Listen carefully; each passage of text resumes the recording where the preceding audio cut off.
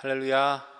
오늘도 말씀을 묵상하며 기도를 하루를 여시는 성도님의 삶에 주님 부으시는 은혜와 힘의 능력이 충만하시기를 축원합니다. 오늘 우리 함께 볼 말씀 시편 22편 22절로 31절입니다. 구약성경 818페이지 시편 22편 22절로 31절입니다. 내가 주의 이름을 형제에게 선포하고 회중 가운데에서 주를 찬송하리이다. 여호와를 두려워하는 너희여 그를 찬송할지어다. 야곱의 모든 자손이여 그에게 영광을 돌릴지어다. 너희 이스라엘 모든 자손이여 그를 경외할지어다. 그는 공고한 자의 공고를 멸시하거나 싫어하지 아니하시며 그의 얼굴을 그에게서 숨기지 아니하시고 그가 울부짖을 때에 들으셨도다. 큰 회중 가운데에서 나의 찬송은 주께로부터 온 것이니 주를 경외하는 자 앞에서 나의 서원을 갚으리이다. 겸손한 자는 먹고 배부를 것이며 여호와를 찾는 자는 그를 찬송할 것이라. 너희 마음은 영원히 살지어다. 땅의 모든 끝이 여호와를 기억하고 돌아오며 모든 나라의 모든 족속이 주의 앞에 예배하리니 나라는 여호와의 것이요 여호와는 모든 나라의 주제이심이로다. 이 세상의 모든 풍성한 자가 먹고 경배할 것이요 진토 속으로 내려가는 자 곧 자기 영혼을 살리지 못할 자도 다 그 앞에 절하리로다. 후손이 그를 섬길 것이요 대대에 주를 전할 것이며 와서 그의 공의를 태어날 백성에게 전하며 주께서 이를 행하셨다 할 것이로다. 아멘. 오늘 말씀 통해서 고난을 사용하시는 이유라는 제목으로 세 가지 말씀 나누기를 원합니다. 많은 사람들이 이야기를 합니다. 나는 이런 어려운 일이 없어도 주님을 간절히 찾을 수 있는데 나한테 이런 어려움이 찾아왔다. 어려운 일이 아니어도 그냥 만나만 주시면 나는 주님을 따라갈 텐데 이런 어려움이 없어도 나는 정말 주님을 따를 수 있는데, 이것이 오늘 고난 가운데 우리가 주님을 향해서 내뱉는 말이 아닐까 생각합니다. 그런데 대답은 이미 우리가 알고 있지요. 오늘 말씀 안에도 그는 곤고한 자의 공고를 멸시하거나 싫어하지 아니하신다. 오늘 그 곤고한 자의 곤고, 그 곤고를 사용하신 하나님의 모습을 우리가 한번 살펴보며 은혜를 나누기를 원합니다. 하나님이 그럼에도 불구하고 우리가 그 고난을 끔찍이도 싫어하고 어려워함에도 불구하고 그것을 사용하시는 이유가 무엇일까요? 하나님은 우리를 억지로 고난 가운데 던져두시는 분이 아니라 세상 사람들이 모두가 만나는 그 고난도 사용하셔서 우리 가운데 역사하시는 분임을 믿습니다. 그 하나님이 세상 사람들이 모두 겪는 그 고난이라도 우리에게 피하지 않고 그것을 통해서 그것을 사용해서 일하시는 이유가 무엇일까? 오늘 그 세 가지를 나누기를 원합니다.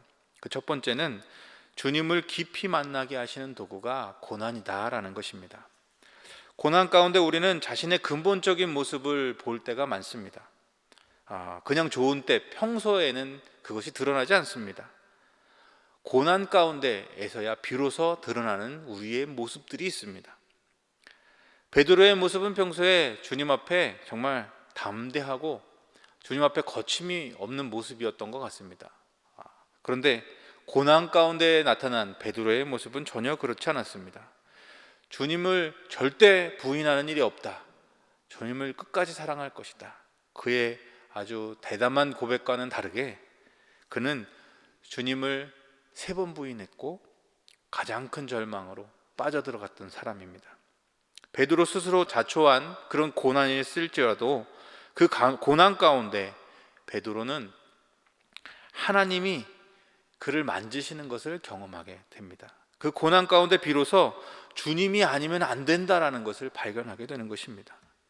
주님이 주신 말씀을 누구보다도 잘 지키며 살아가고 있다고 생각했던 바울, 그가 주님을 깊이 경험했던 순간이 언제입니까? 바로 눈이 보이지 않는 그 고난의 순간 가운데였습니다.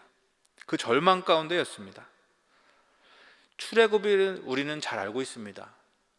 우리가 생각하면 출애굽을 하는 이스라엘 백성들 얼마나 좋았을까?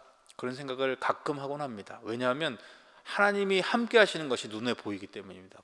낮에는 구름 기둥이, 밤에는 불 기둥이, 아침에 일어나면 하나님이 베푸시는 만나의 역사가 늘 하나님이 함께하고 계심을 보여주고 있죠. 그렇게 출애굽은 하나님의 약속을 따라 떠나 나선 길입니다. 그런데 그 길에 고난이 없었나요? 그 길은 시작부터 아주 고난 가운데 있었던 길이었습니다. 이스라엘이 홍해를 건너기도 전에 바로 떠나온 지 얼마 되지도 않아서 홍해라는 거대한 장애물이 있고, 그 홍해를 건너기도 전에 애굽의 죽음의 군대가 쫓아옵니다. 이스라엘 스스로는 도저히 넘을 수 없는 홍해라는 벽, 그리고 그 뒤를 추격하는 죽음의 애굽의 군대, 그 넘을 수 없는 고난.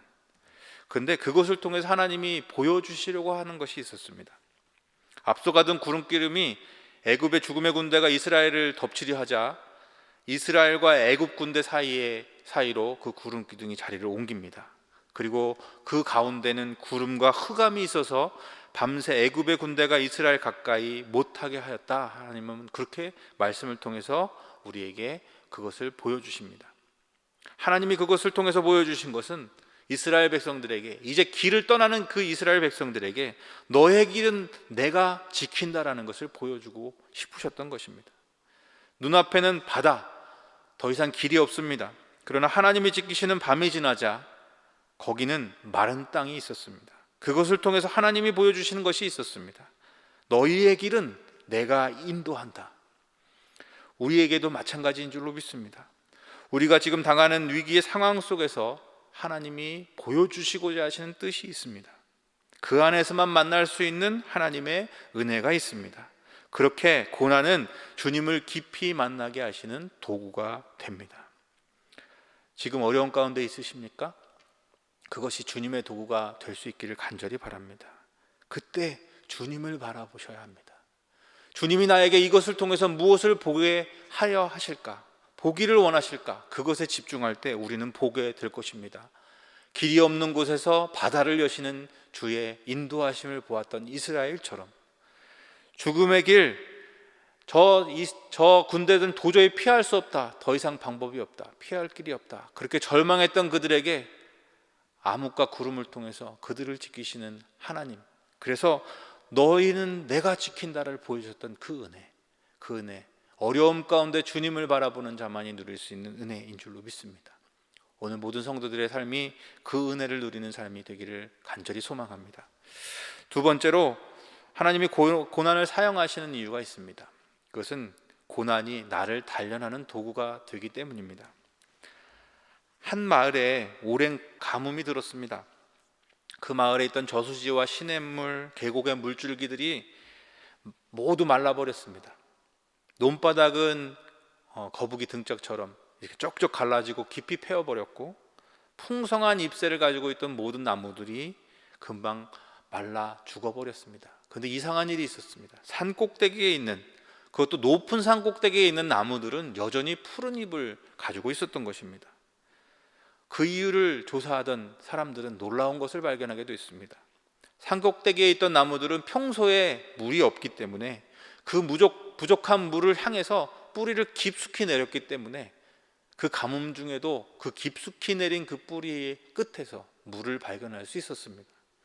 그런데 평소에 물이 무성한 그곳에 있었던 나무들은 평소에 뿌리를 깊이 내릴 필요가 없었기 때문에 옅은 물가에 있던 그 마른 물에 의지했던 삶을 살아가던 그 나무들은 결국 가뭄을 견디지 못하고 죽어버리고 말았던 것이죠.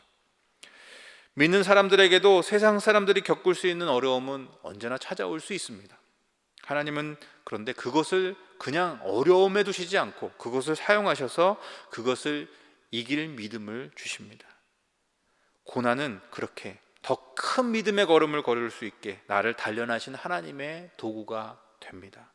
사랑하는 여러분, 오늘도 단련하시는 주님을 만나고 계십니까? 더 큰 믿음의 한 걸음을 준비하고 계신 주님을 바라볼 수 있는 은혜가 있기를 축원합니다.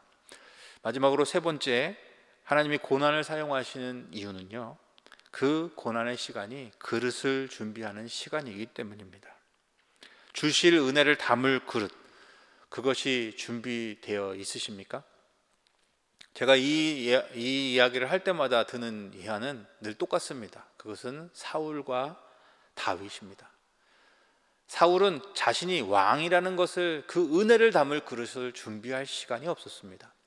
처음에는 겸손한 듯 시작했지만 그 그릇은 금방 약하여 그 모든 것을 쏟아버리고 말았습니다. 그러나 다윗은 하나님이 고난이라고 하는 그 연단의 과정을 통해서 하나님이 부여하시는 그 모든 것을 담을 그릇을 준비시키셨고, 지금까지도 하나님의 마음에 합한 그런 왕으로, 이스라엘 백성들이 지금도 그리워하는 그런 왕으로 그 모든 은혜를 담은 그런 그릇이 되었던 것입니다. 사랑하는 성도 여러분, 지금 고난 가운데 있다면 하나님이 부으실 큰 은혜가 준비되어 있음을 믿음의 눈으로 바라볼 수 있기를 간절히 원합니다. 이 고난을 이길 때 하나님은 그 그릇에 부으실 은혜를 들고 우리가 맛볼 기쁨의 걸음을 하고 우리를 찾아오실 줄로 믿습니다. 하나님은 세상 사람들이 모두가 겪을 수 있는 그 어려움을 때로는 믿는 사람에게도 허락하십니다. 그 모든 것은 세상 사람들이 당연히 겪을 수밖에 없는 것처럼 우리 믿는 사람들에게도 당연한 듯 찾아옵니다. 그러나 하나님은 그 어려움을 그냥 어려움에 그치는 것이 아니라 주님을 깊이 만나게 하시는 도구로, 나를 단련하시는 도구로, 또 하나님의 은혜를 담을 그릇으로 우리를 빚어가시는 시간으로 사용하십니다.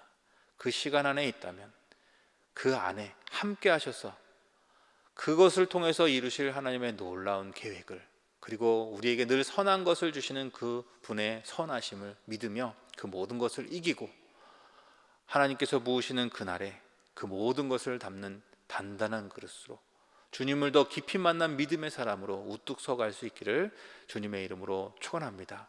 함께 기도하시겠습니다. 사랑의 주님, 세상 모두가 경험하는 고난 중에도 그 안에서 함께 하시는 주님을 깊이 만나는 우리는 은혜를 누리는 자들이 되게 하여 주시옵소서. 주를 향해 더욱 깊이 뿌리 내려서 어떤 상황에서도 흔들리지 않는 그런 믿음을 가진 참된 믿음의 사람, 주의 소유된 주의 백성으로 살아가게 하여 주시옵소서. 주님의 은혜를 담을 그릇이 되게 하셔서 결국 이루시는 그날에 하나도 쏟지 않고 그것을 누리고 그 기쁨을 나눌 수 있는 그런 기쁨의 삶을 살아갈 수 있는 모든 성도의 삶이 되게 하여 주시옵소서. 이 모든 것 이루실 것을 믿고 감사하며 사랑해 주님 예수님의 이름으로 간절히 기도합니다. 아멘.